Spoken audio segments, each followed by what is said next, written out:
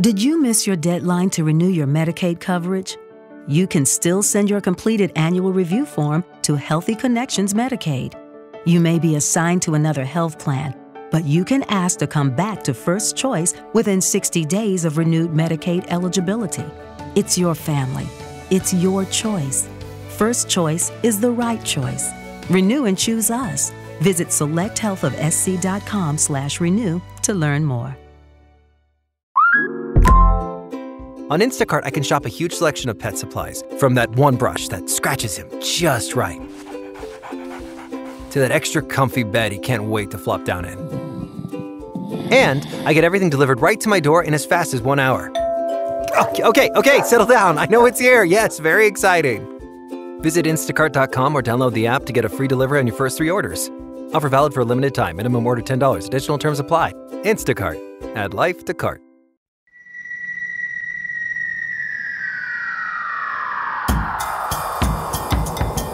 InterD, Ciência e Cultura.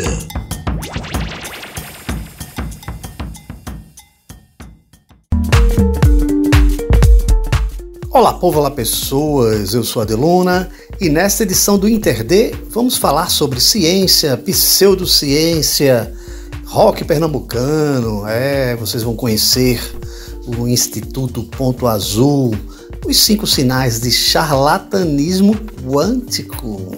Aí vamos também conversar com o amigo baterista Zeca Viana, da banda pernambucana Volver, que está voltando aí aos palcos e aos estúdios. Mas agora eu começo aqui falando com o amigo mineiro Daniel Gontijo, atualmente morando em São Paulo. Ele é dono do canal do YouTube de divulgação científica, que leva o seu nome, Professor Daniel Gontijo, procura lá. Ele é doutor em neurociências, professor de psicologia e pesquisador, criador do Instituto Ponto Azul, que vocês vão conhecer agora. Bom, Daniel, legal ter você aqui de novo, Vamos lá. Como é que surgiu a ideia de criar o IPA, Instituto Ponto Azul? E quais os principais objetivos? Quem está com você nessa, E como as pessoas podem participar e usufruir dos cursos oferecidos? Fala, meu amigo Luna, sempre bom conversar com você. Respondendo então essa primeira questão sobre os objetivos do Instituto Ponto Azul, a gente tem como missão, difundir o pensamento crítico e ajudar as pessoas a se alfabetizarem cientificamente, porque a gente sabe como o brasileiro sofre, tem uma carência de acesso ao entendimento da ciência, discussões científicas e ao pensamento crítico de forma mais geral. Então, a proposta do IPA é tocar nessa lacuna, nesse repertório que é tão deficitário do brasileiro, oferecendo de forma acessível, de forma descomplicada, conteúdos que vão ajudá-lo a compreender melhor a ciência, como o mundo funciona a partir da perspectiva científica, como que a gente enxerga o mundo de uma maneira mais crítica, mais racional, analisar, identificar argumentos falaciosos, tomar cuidado com as fake news, com as pseudociências, com o negacionismo. Então a nossa proposta vai muito nessa direção de ajudar as pessoas a terem essa perspectiva mais racional, mais pé no chão, mais científica para analisar os dados da realidade. E a gente atinge esses objetivos por 2 maneiras neste instante, principalmente. Uma dessas maneiras são os cursos que a gente está organizando a cada trimestre. A gente fez agora o curso de Psicologia da Religião. Então eu convidei professores que são renomados, que são referências nacionais no assunto, para poder explicar para o pessoal o que é religiosidade, o que é espiritualidade, o que é ateísmo, quais são os caminhos para as pessoas desenvolverem cada uma dessas identidades teológicas, quais são os impactos na vida da pessoa, se ela for ateia, se ela for religiosa, espiritualista, esses impactos principalmente na saúde mental. Será que o ateu médio é mais ou menos feliz, é mais ou menos depressivo, é mais ou menos ansioso do que o religioso médio, por exemplo? A gente teve aula também sobre como diferenciar uma experiência espiritual que é saudável de uma experiência espiritual que é um sintoma, que é uma patologia, né, ou faz parte de um transtorno mental. Então foi bem nessa pegada mesmo de entender o fenômeno da religiosidade, da espiritualidade à luz da ciência, mais especificamente à luz de pesquisas científicas da psicologia. E agora a gente está começando um curso tudo sobre pseudociências para falar sobre esse tema que é tão relevante. O que é uma pseudociência? Como diferenciar uma prática pseudocientífica de uma prática científica? Como ajudar pessoas a tomar decisões mais racionais para cuidar da sua saúde? O que é o negacionismo científico? Seus impactos na sociedade? Então a gente está indo bem por essa linha agora neste curso, que são 10 aulas, 20 horas, então é muito conteúdo legal que vai ser de grande utilidade para as pessoas. E o outro caminho nosso para atingir esses objetivos tem sido os clubes do livro. A gente tem escolhido a cada trimestre um livro de filosofia ou de ciência para poder ler e discutir. Eu não falei antes, mas os encontros tanto dos cursos como dos clubes do livro ocorrem online, ao vivo, mas tudo fica gravado para quem quiser ver ou rever depois. Então, no Clube do Livro, a gente agora está lendo O Pálido Ponto Azul, inclusive título de um grande livro do Carl Sagan, que inspirou o nome do Instituto. Então, o IPA vem dessa referência do livro do Carl Sagan, e a gente está lendo esse livro, então, para entender quem somos nós, como as descobertas da ciência, ou mais especificamente da astronomia, respondem algumas das nossas grandes questões existenciais, e os alunos estão adorando. Então a gente está aí no 4º capítulo, e essas leituras e essas discussões com eles têm sido muito, muito bacanas para, enfim, alavancar mais o pensamento crítico, para a gente construir a nossa cosmovisão, para a gente encontrar respostas para essas questões tão importantes a partir dessa perspectiva científica. Obviamente não que o Instituto tenha o objetivo de se contrapor a outras cosmovisões, não é nada disso, a gente não é antirreligioso, não é essa a proposta. A gente até tem muitos alunos que são religiosos, espiritualistas, mas o nosso intuito é levar a contribuição da ciência, a contribuição da filosofia, para a gente entender essas grandes questões existenciais também. Então, é um pouco por aí o que a gente tem feito até agora. A gente até tem ideias também, Luna, de expandir o nosso projeto para que haja conteúdos também liberados de forma gratuita por meio de plataformas como YouTube, Spotify. A gente está pensando em desenvolver um podcast sobre ciência e filosofia e também uma revista eletrônica para publicação de artigos nessa temática. Mas a gente, por enquanto, está mais focado nos cursos e clubes do livro. A gente começou agora, né? O Instituto está recém-nascido, de janeiro para cá. Então, quando as coisas se estruturarem e estiverem caminhando mais tranquilamente, a gente pretende expandir os meios de produção de material, de conteúdo, inclusive de forma gratuita também. Cara, a fundação e a organização, a administração do IPA, tudo isso aí fica por minha conta por enquanto. Eu tô sozinho nessa empreitada aí, nesse sentido mais administrativo. Mas eu conto com a ajuda de professores para cada curso que a gente organiza, de forma que, só para dar o exemplo, nesse curso nosso sobre pseudociências, são 10 aulas, eu vou dar uma aula só, e outros professores ministram as demais aulas. Inclusive o Pirula, que é um grande divulgador científico, a Natália Pasternak, a Gabriela Bailas, Emílio Garcia, Marcelo Chapo, muita gente de peso da divulgação científica nacional topou participar desse projeto, dando uma aula nesse curso tudo sobre pseudociências. Então é isso, eu tenho esse apoio de professores que eu tenho convidado para lecionar, para assumir algumas aulas, mas a parte administrativa, isso tudo tem ficado nas minhas mãos. É claro, com a ajuda de uma ou outra pessoa, algum terceiro que às vezes eu contrato para me auxiliar em alguma coisa um pouco mais técnica e tudo, mas o grosso tá tudo nas minhas costas, mas vamos que vamos.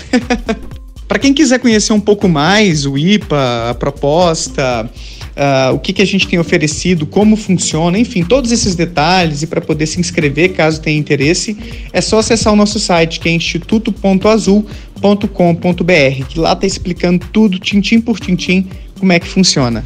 A gente tem um Instagram também, que é o @instituto.azul, e um canal no YouTube com o mesmo nome, só que eles estão um pouquinho mais devagar em termos de conteúdos. Lá no Instagram eu posto de vez em quando alguns cortes de participações minhas em podcasts, por exemplo, e no YouTube em breve eu vou começar a fazer algumas lives, mas eles ainda estão um pouquinho mais devagar porque tá difícil administrar o tempo para a produção assim, de tantos conteúdos. Uma coisa que é bom mencionar também, Luna, é que no IPA a gente tem 2 segmentos. O mais importante é esse que eu já tinha mencionado, que é o IPA Plus, que é o nosso clube de ciência e filosofia do Instituto Ponto Azul. Então é lá que a gente está organizando esses cursos e clubes do livro que eu mencionei antes, mas a gente inaugurou agora também outro segmento, que é o IPA Psi, que é voltado para a formação de psicólogos e estudantes de psicologia. Então a ideia é que a gente começou agora um curso sobre psicoterapia online, a gente deve começar clubes do livro em breve também focados em psicologia, mas aqui é um pouquinho mais nichado, é mais focado em quem é da área psi. Bom, o nome, né, do Instituto, né, Instituto Ponto Azul, ele faz relação aí a um famoso texto, né, do Carl Sagan. Fala pra gente, né, o que é o pálido ponto azul e o que representa Carl Sagan para quem trabalha com divulgação científica. Cara, o Sagan foi o maior divulgador científico de todos os tempos e talvez ele seja insubstituível.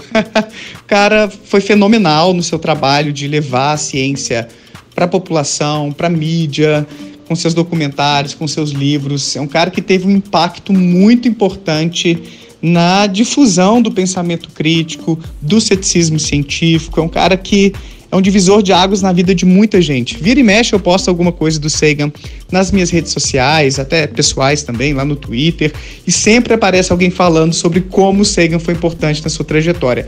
Na minha trajetória também, inclusive. O Mundo Assombrado pelos Demônios, que é um livro clássico dele, foi importantíssimo para eu poder refinar meu pensamento crítico. Eu já me considerava um cara cético na época, mas eu acho que eu não tinha as ferramentas necessárias para organizar um raciocínio científico, um raciocínio cético, e aquele livro foi fundamental para o meu amadurecimento intelectual. Então o Sagan tem um espaço muito especial na minha história, na minha trajetória acadêmica, intelectual.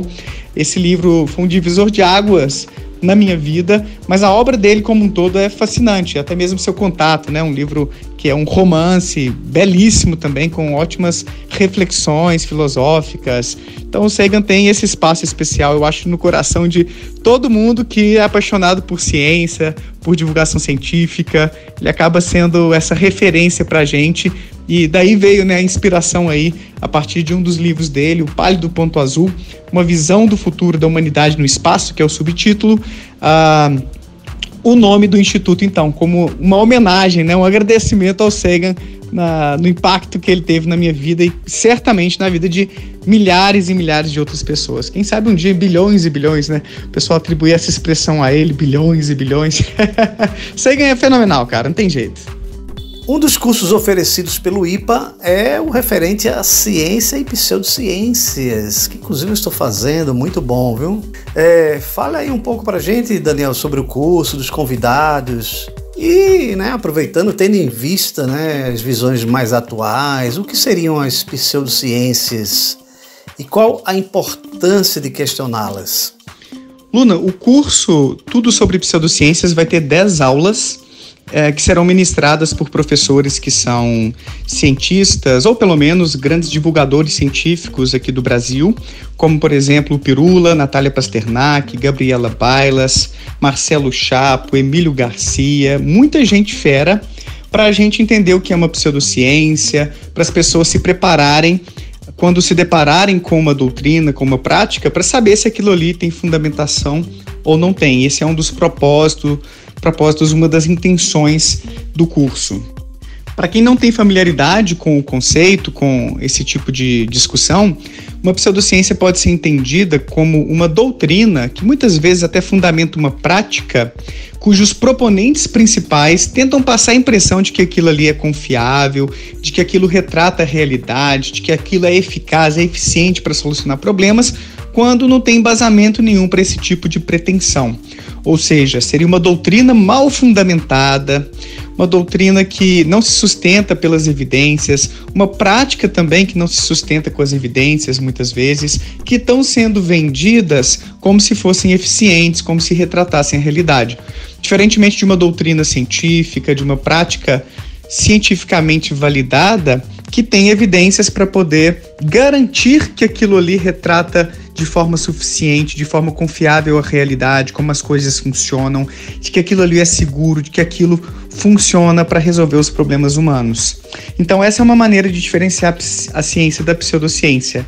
Uma doutrina científica, se ela é bem garantida, bem fundamentada em evidências. Uma doutrina pseudocientífica quando isso não acontece, mas seus proponentes estão criando, passando a impressão de que esse é o caso.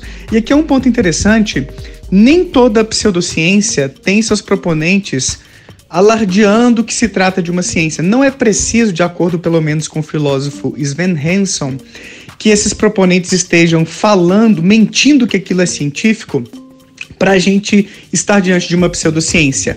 Basta que eles tentem passar a impressão de que aquilo é confiável, de que aquilo é eficaz, de que aquilo ali é tão bom quanto um tratamento ou uma doutrina científica já existente, para a gente poder fazer uma avaliação e poder chegar à conclusão de que aquilo é uma pseudociência. E por que é ruim, né? Porque é importante a gente discutir isso. Porque a gente tem várias pseudociências muito difundidas na sociedade, algumas que não têm tantos problemas tão diretos assim como a astrologia, ainda que possam aparecer problemas disso, tipo contratação de pessoas numa empresa a partir do signo. Olha só, um preconceito com quem é de Áries, cara. Isso existe, infelizmente. Mas existem pseudociências um pouco mais complicadas, como a constelação familiar, que tem ideias preconceituosas, que já recebeu uma nota de repúdio por parte do Conselho Federal de Psicologia, inclusive. Não sei se eu posso nem dizer nota de repúdio, foi mais uma nota técnica proibindo os profissionais psicólogos a oferecerem esse tipo de prática, uma vez que ela fere várias diretrizes, até de direitos humanos, Estatuto da Criança e do Adolescente, várias coisas muito controversas do ponto de vista moral, acabam então aparecendo nas narrativas e na prática da constelação familiar, de acordo com o Conselho Federal de Psicologia. Então existem pseudociências que trazem um risco potencial maior à população. Então a gente precisa diferenciar o joio do trigo. O que é uma doutrina, o que é uma prática que tem segurança, que funciona, que é confiável do ponto de vista epistêmico, de uma prática que talvez haja promessas demais, com resultados de menos e muitas ideias totalmente ilusórias, inclusive ideias que podem até propagar algum tipo de preconceito.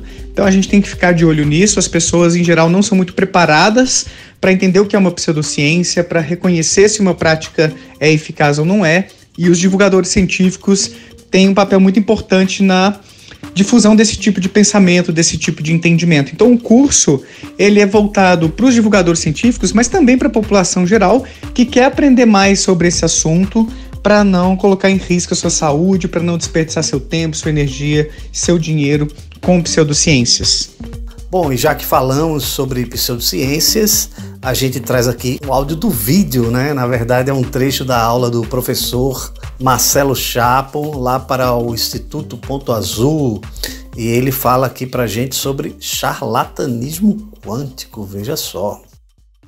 Bom ou não, aqui é o professor Daniel Gontijo e você vai assistir agora um trechinho de uma aula que a gente teve lá no Instituto Ponto Azul. Aproveita aí. Como eu estou defendendo aqui que o charlatanismo quântico é uma pseudociência, já que a gente está fazendo uma formação em pseudociência, para vocês entenderem a lógica da coisa, eu quero comentar desde já alguns dos elementos, algumas das características das pseudociências que vão acabar aparecendo dentro do charlatanismo quântico, que eu vou mostrar para vocês ao longo da palestra.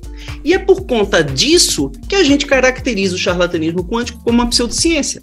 Ou seja, não é um mero gosto, não é uma mera cabeça fechada, não é uma mera implicância, se vocês estão entendendo o que eu estou querendo dizer. Os elementos que caracterizam pseudociências vão aparecer, sim, ao longo das diferentes utilizações indevidas da física quântica. Então, que características são essas? Primeiro, vão alegar que aquilo ali é científico. Então, a ciência prova que isso. A física quântica demonstrou que aquilo. Ou seja, eles sempre vão se pautar em uma ideia de que aquela falcatrua que eles estão defendendo tem comprovação científica, é corroborado pela ciência, é validado pela ciência, então é alegadamente científico, tá? Então essa é a primeira característica. Alguém vai dizer, mas para ser pseudociência sempre precisa ser alegadamente científico? Não, isso é um outro papo, é profundo, se quiserem pergunte, a gente debate depois, mas alegar algo de ser científico sem ser é um traço de pseudociência, tá? Além disso, utilização do vocabulário científico. Vocês vão ter que aparecer muito, né? Hoje está muito na moda o termo energia, frequência, vibração, medida, observador. São todas expressões da ciência do mundo da física quântica que vão aparecer nas aplicações indevidas, como eu logo vou mostrar para vocês. Então, utilização de vocabulário científico é uma estratégia de convencimento, galera.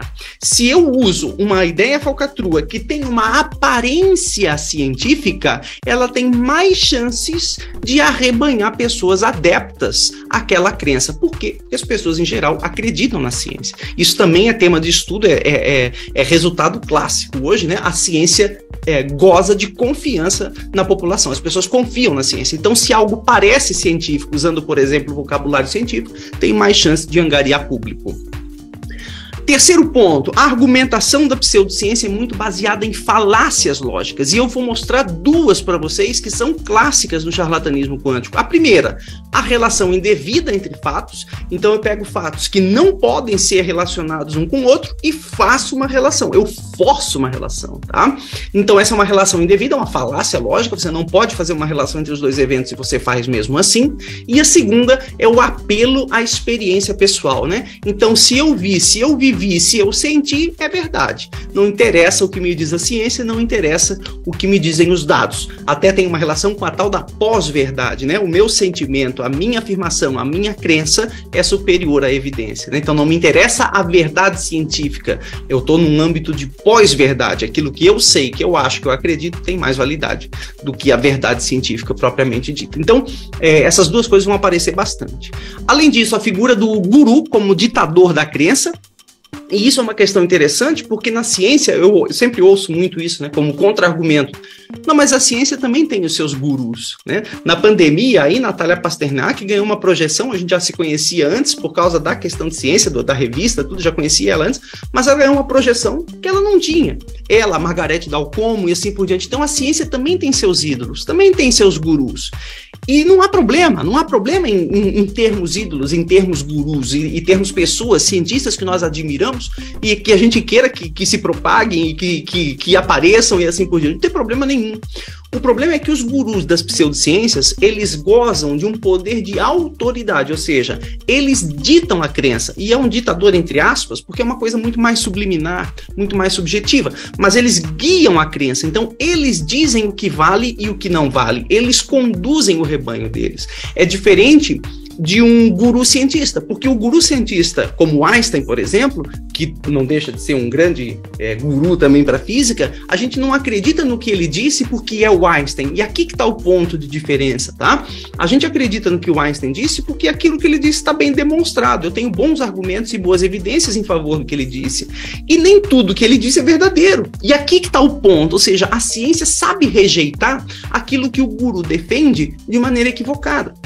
O Einstein, por exemplo, falava em constante cosmológica para um universo estacionário. A gente sabe que o universo não é estacionário, então não é porque o Einstein falou que a gente acredita nele. O Einstein, inclusive, morreu sendo contra a visão da mecânica quântica de estados do sistema mal determinados. Ele era contra isso, mas a gente não acredita nisso só porque era ele. Então, o guru em ciência ele tem um papel completamente diferente do guru da pseudociência, porque ele não demonstra nada. É a experiência dele que conta, é a palavra dele que conta, e ele é o juiz que vai conduzir a crença das pessoas que estão no entorno dele, tá? Então a figura do guru é muito comum e aparece muito no charlatanismo quântico também.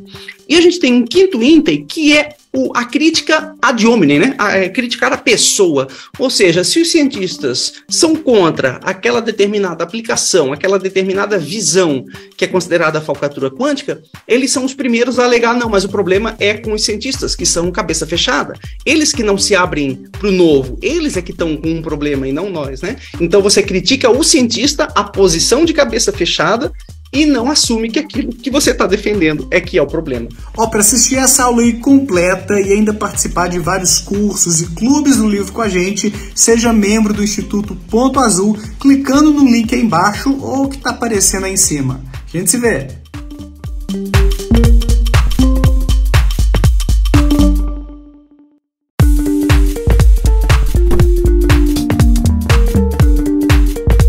Sim, eles estão de volta. Vou ver, banda pernambucana, e para falar sobre esse retorno aos palcos e aos estúdios, eu converso agora com o amigo Zeca Viana, batera da Volver, e que também tem uma carreira solo fantástica.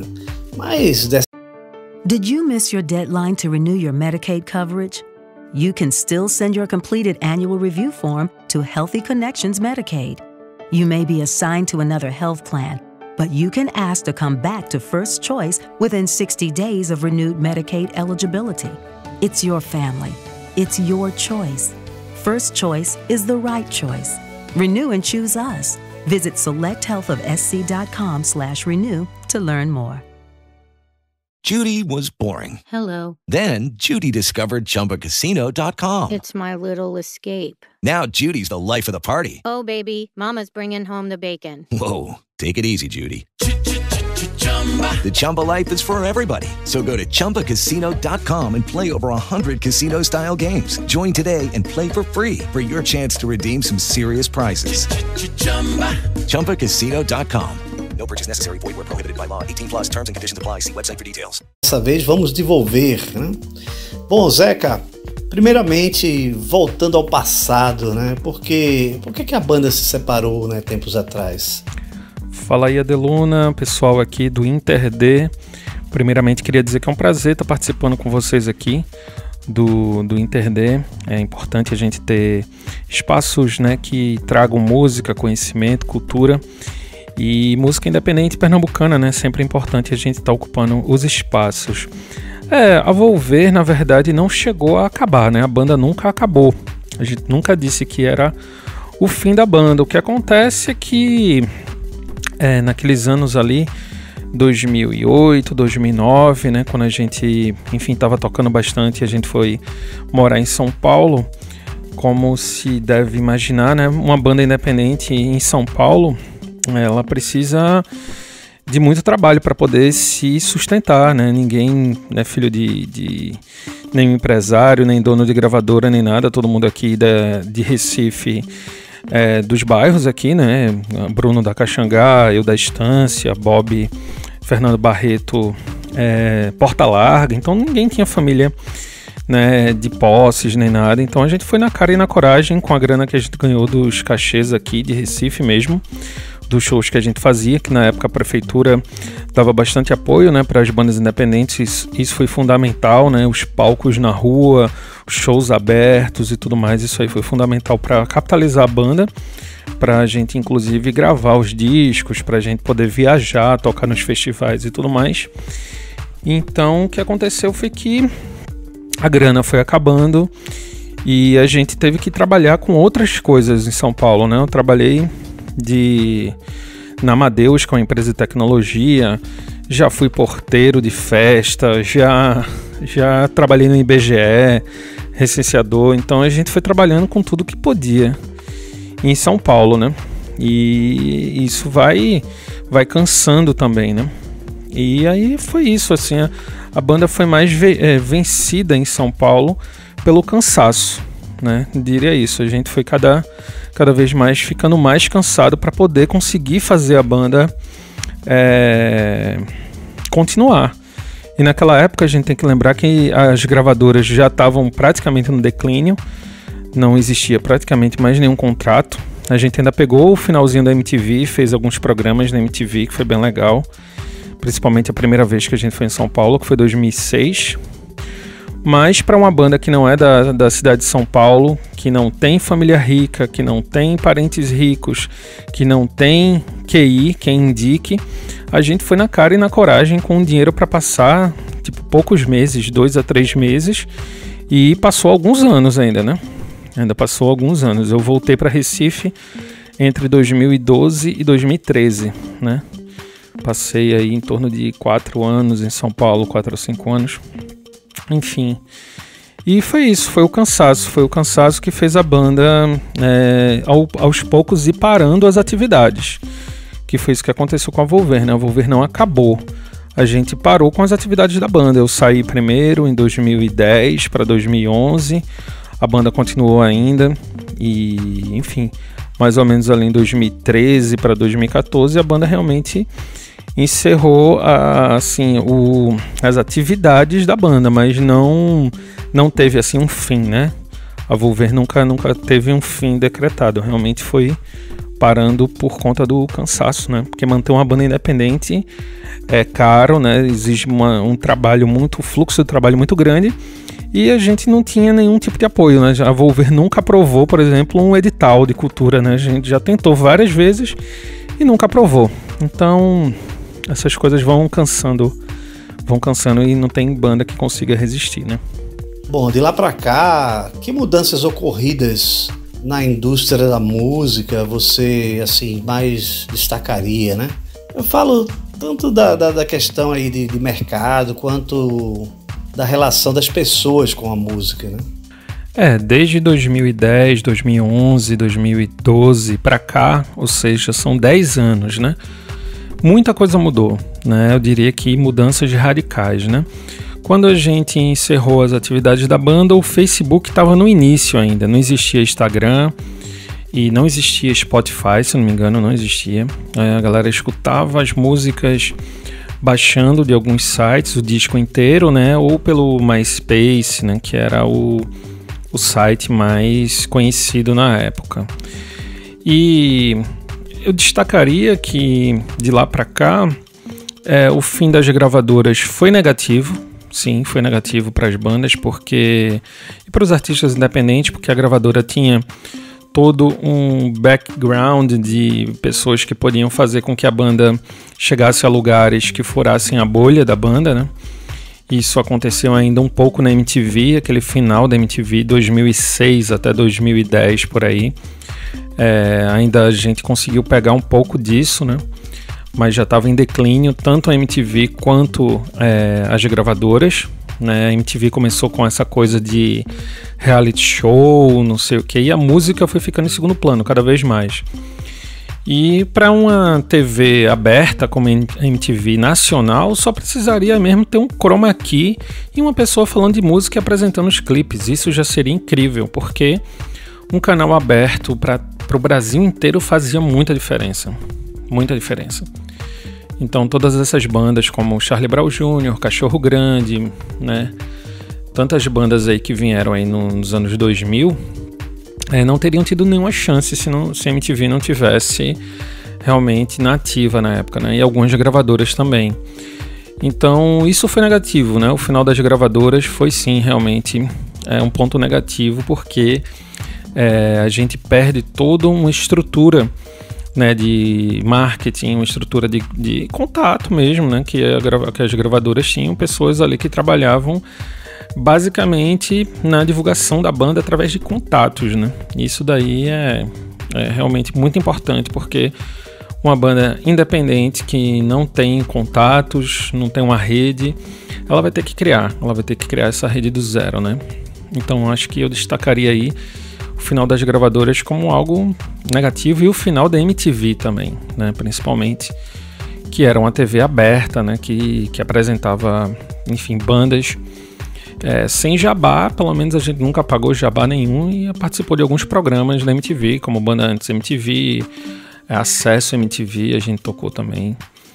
E a gente nunca pagou jabá, a gente nem tinha dinheiro para pagar jabá. Então foi uma inserção muito boa também no meu projeto solo também, né? Pelo meu projeto solo eu fui indicado a Aposta MTV, e alguns clipes meus passavam de madrugada, que era bem legal, assim, porque, imagina, de madrugada na MTV naquela época, 2009, por aí, quantas pessoas não estavam assistindo, não estavam com a TV ligada, né? E hoje eu diria que o mercado, em relação a como as pessoas escutam música, mudou, porque hoje é meio que on demand, né? Você escuta... E é on demand, ainda mais baseado em singles, né? Você escuta a música que você quiser, a hora que você quiser, tá tudo ali disponível. E quando tem muita coisa para escolher, a gente sabe que o público fica zapeando de uma coisa para outra, né? Então é a mesma coisa você escolher um filme no Netflix, né? Você demora mais tempo escolhendo o filme do que realmente assistindo um filme, né? Então existe até um estudo aí do Spotify dizendo que a maioria das pessoas escutam apenas os 30 primeiros segundos das músicas, né? Então se perdeu muito a coisa do álbum, que eu acho muito positivo. Eu gosto de álbum, gosto de conceitualizar, cada música contar uma história, e essa história ser linkada a uma história maior, né? No meu projeto solo também é assim. E na Volver também, né? A Volver, desde o primeiro disco, Canções Perdidas num Canto Qualquer, depois Acima da Chuva e depois Próxima Estação, são álbuns que têm um conceito fechado, uma sonoridade, as músicas conversam entre as outras, umas com as outras, tem a parte da arte também, né, que a gente lançou todos em disco físico, e a arte também tem um papel importante nisso, e que tudo isso se perdeu, como se escuta a música hoje em dia através das plataformas, né? Que você escolhe a música que você quer ouvir e às vezes nem escuta a música toda, né? Existe uma ansiedade muito grande do público em relação a como se consome música, né? E essa ansiedade é generalizada, né, para a sociedade de uma forma geral, né? As pessoas não conseguem mais consumir conteúdos muito profundos, né? É uma zapeada eterna, né? Igual o que acontece mesmo no Instagram, ali no feed do Instagram. Cada postagemzinha daquela é um trechinho de alguma coisa e infelizmente a gente não tem mais profundidade de audição mesmo, né? A gente não tem mais aquela atenção para conseguir escutar uma música do início ao fim. Essa que é a verdade. O que levou vocês a voltarem a tocar juntos, né? Como é que se deu esse processo de reencontro? Esse processo da volta é interessante porque eu fui o primeiro a voltar a morar em Recife. Desde que eu voltei, eu me dediquei à academia, à faculdade, né? Entrei para o curso de filosofia na Universidade Federal de Pernambuco, depois fiz mestrado em sociologia, atualmente estou no doutorado em sociologia, fui para esse caminho aí. Continuei fazendo música, meus trabalhos solos continuei lançando, também tem um programa de rádio na Frecaneca FM, Recife Lo-Fi, que é conhecido aqui na cidade, né? Que eu faço com bastante prazer. Eu gosto bastante de pesquisar as bandas, os artistas, a galera do interior do estado, Garanhuns, Gravatá, Caruaru, Serra Talhada. Tem muitas bandas legais no interior do estado que eu procuro ouvir, então sempre tive ligado com o cenário independente, mesmo não estando tocando de forma assim, mais... digamos assim, com mais frequência, né? Tocando ao vivo mesmo, né? Me dediquei mais para a parte de gravação, comecei a aprender gravação, mixagem, masterização, né? Com essa parte mais de estúdio, montei um home studio na Estância, que é onde eu gravo o Recife Lo-Fi, e o Recife Lo-Fi já vai na 4ª temporada, né? Muitas entrevistas também. E eu sempre tive ligado nas bandas da cidade, e eu sempre, em qualquer lugar que eu ia, eu sempre ouvia isso, né? Pô, vocês deviam voltar com a Volver, Muitos fãs da Volver sempre entraram em contato comigo, né? E isso também aconteceu com o Bruno, isso também aconteceu com o Fernando, e aconteceu também, provavelmente, com os outros caras da banda, né? Diógenes hoje mora na Itália, se não me engano é França, Itália, foi pra Europa. Kleber Crossia mora na Austrália, e a gente sempre teve essa cobrança mesmo dos fãs, né? A galera sempre cobrou bastante. Então, a banda fez alguns reencontros, assim. Eu fiz um com o Bruno. A gente fez Bruno Souto e Zeca Viana tocam Volver lá no Terra Café. Foi massa, esgotou todos os ingressos assim na noite. Foi bem legal. E teve alguns encontros, assim. E aí calhou de todo mundo estar em Recife, né? No ano passado a gente se deu conta que estava todo mundo morando no mesmo estado, não em Recife necessariamente, que Bruno tá morando em Gravatá, mas estava todo mundo morando aqui em Pernambuco, né? E a gente começou a conversar, a trocar ideia e tal, e o pessoal do Rota Independente, Caio da Lady Newton e Rafa, eles sugeriram, por que vocês não fazem um show de reencontro, a gente produz e tal, e o pessoal do Rota Independente topou produzir, e a gente, vamos fazer esse show de reencontro aí. É uma ideia que surgiu de Fernando Barreto, né, Bob, baixista da banda, que estava morando em Minas Gerais. Ele voltou a morar em Recife, ele, eu vou voltar para Minas e tal, ele tem família, filhos, e disse, vamos fazer um show de despedida aí, que eu vou morar lá de novo, né? Aí a gente, vamos fazer. Só que foi muito legal o show, né? Deu muita gente, a galera cantando as músicas, e todo mundo ficou emocionado, na verdade, né? Porque a banda faz parte da história da gente, e eu gosto muito de tocar bateria. É um instrumento que eu me sinto muito à vontade, porque, enfim, não tem que estar ali na frente, de cara pro público, cantando, que eu faço no meu projeto solo. Mas bateria, aquela coisa da cozinha, da produção, de observar tudo de trás, assim, ver o que é que tá funcionando, o que é que não tá. Então, eu aprendo muito como baterista, né? E foi o primeiro instrumento que eu toquei, vamos dizer assim, em banda, né? Em 97, com uma dupla que eu tinha aqui na Estância. A gente ensaia lá em Elísio, né? O famoso estúdio de Elísio aqui da Estância. Muitas bandas ensaiaram lá. E com essa banda eu aprendi muito, tocando bateria. Fui aprendendo a tocar bateria meio que tocando no sofá, coisa assim, nunca tive aula, né? Eu aprendi olhando muito videoclipe, gravando muito VHS, né? Que eu gravava aqui VHS, a gente assistia aqui em casa, Acústico MTV, Nirvana, etc. Vários shows ao vivo, e eu fui meio que vendo e aprendendo a tocar bateria assistindo, né? Então esse encontro ele se deu de uma forma muito emocionante lá no The Queen, né? Como eu falei, com a produção do pessoal do Rota Independente, Caio do Lady Newton e Rafa. E a gente chamou o Thiago Regis para tocar guitarra. Thiago, que já tocou com a gente antes, que ele era da banda Terceira Edição, né? Também fazia bastante tempo que não tocava. E a gente fez esse show, gostou muito, o resultado foi muito legal, a gente se divertiu pra caramba, né? Todo mundo mais maduro, mais tranquilo, com mais experiência de palco, de produção, né? De backstages, de tudo, né? Então a coisa funcionou muito melhor, né? Todo mundo mais maduro, não tinha mais aquela explosão, né? De jovem querendo tudo ao mesmo tempo, né? Querendo fazer dar certo, aquela pressão. Não, a gente ficou só com a parte boa, que é curtir as músicas, curtir o público e fazer um show bem feito, né? Que eu acho que isso que é o fundamental, fazer uma apresentação bonita para quem assiste e gostosa para a gente que está tocando.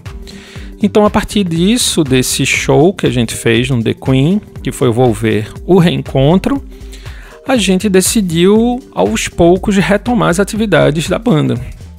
E a gente não queria fazer só como um baile da saudade, né? Como o Bruno fala, só tocar as músicas antigas. A gente queria tocar música nova. E a gente, nos ensaios, Bruno levou a base, né, dessa música Volver de Novo, e a gente começou a trabalhar em cima da música. A gente trabalhou em cima dela, gravou, né, no ensaio assim de forma bem simples, e a gente levou para casa e começou a fazer tudo em casa. Bruno já montou um home studio lá em Gravatá, eu tenho esse home studio aqui onde eu gravo esse Flow-Fi, e Thiago Regis veio gravar guitarra aqui, Bob, Fernando Barreto, baixista, veio gravar guitarra aqui também, veio gravar o baixo aqui, né?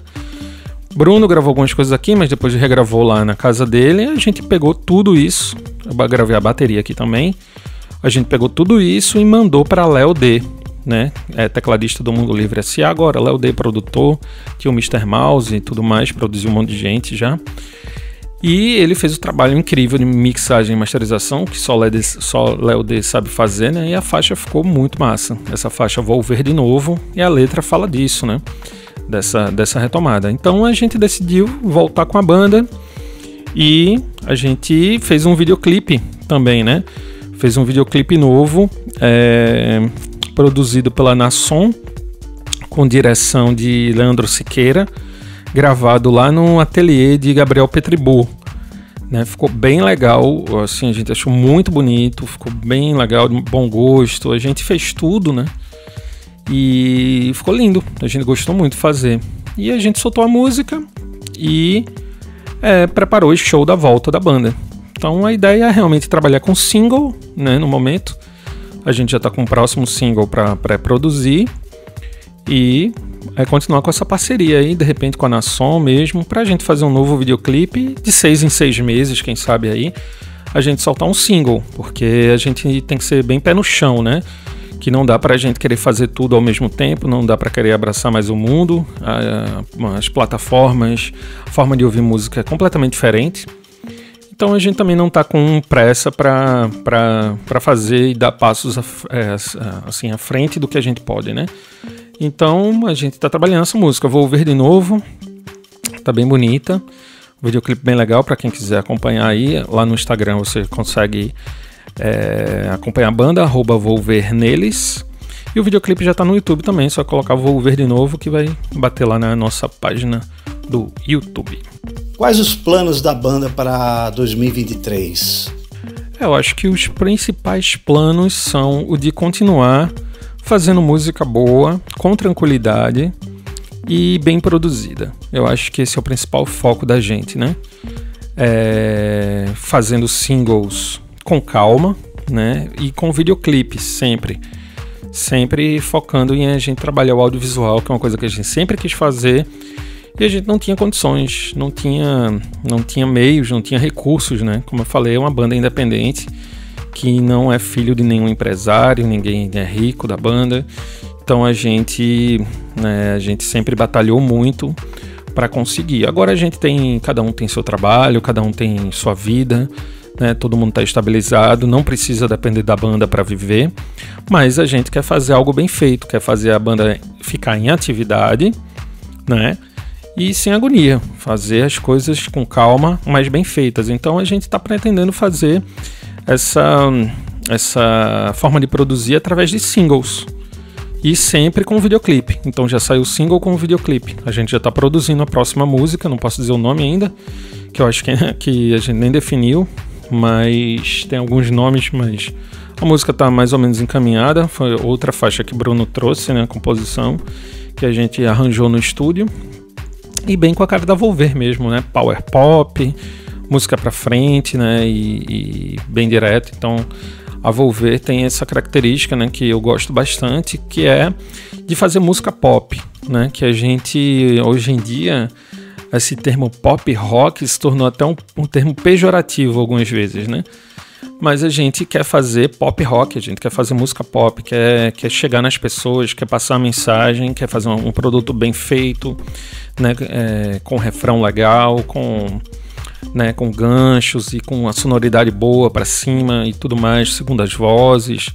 Então tem toda uma preocupação em fazer esse trabalho com a Volver, né, um trabalho realmente de alto nível, assim, e a gente está cercado de parceiros que trabalham com a gente, né? Que, como eu falei, que é Caio, da banda Lady Newton, Rafa, Rota Independente, Léo D, né? O pessoal da Nason, Leandro Siqueira. E é isso. A gente está disposto para voltar à cena pernambucana, né? Eu acho que vou ver uma banda de rock que foi muito presente na cena pernambucana dos anos 2000, realmente uma das representantes. Acho que uma das principais bandas que surgiram, né, nessa época aí, década de 2000, e também é respeitada fora, em São Paulo. A gente já tocou no Rio, né? Alguns fãs do Rio fizeram um show pra gente ir lá tocar, em Angra, né? Então a banda tem fãs aí pelo Brasil todo, isso aí a gente pode afirmar. Realmente a banda tem fãs no Sul, no Sudeste, né? Então a gente tá bem animado aí para, quem sabe, também fazer algumas viagens, né? Levar a Volver para lugares que a gente ainda não levou e levar novamente para reencontrar velhos amigos aí de cenas musicais diversas, né? Porto Alegre, São Paulo, Minas Gerais, né? E a gente está trabalhando aos poucos aí de forma sólida, um passo de cada vez, um passo bem dado, para a gente reconstruir, ou melhor, construir daqui para frente essa retomada da carreira da Volver, agora com mais maturidade e pé no chão, né, que eu acho que é o mais importante para quem quer fazer música no Brasil. Valeu demais, Zeca. Obrigado e sucesso sempre. É isso, Ade. Queria agradecer aqui o convite para vir aqui no InterD, um programa que eu acompanho sempre. Sempre estou vendo as entrevistas, muito importante nessa mistura de cultura, arte, música e conhecimento, né? A gente passou por momentos agora muito tenebrosos nos últimos 4 anos de negacionismo científico, então é importante a divulgação científica e esse é um canal onde a gente pode acessar tudo isso, né? Eu queria convidar todo mundo a chegar agora, sábado, dia 27 de maio, né, a partir das 21 horas, lá no Estelita, vai rolar o show da volta da Volver, estão todos convidados, você pode conseguir o ingresso pelo Simpla e a abertura vai ficar com Benza, né, uma dupla de música eletrônica bem legal, que tem alguns lançamentos recentes, e o som, antes e depois, discotecagem Recife Lo-Fi DJ set, vou preparar lá um set pra gente ficar escutando música boa, antes e depois do show da Volver. A festa vai ser boa, inclusive vou comemorar meu aniversário lá. Então tá todo mundo convidado, beleza? Um grande abraço, vou ver neles. Grande Zeca Viana, brigadão e até a próxima.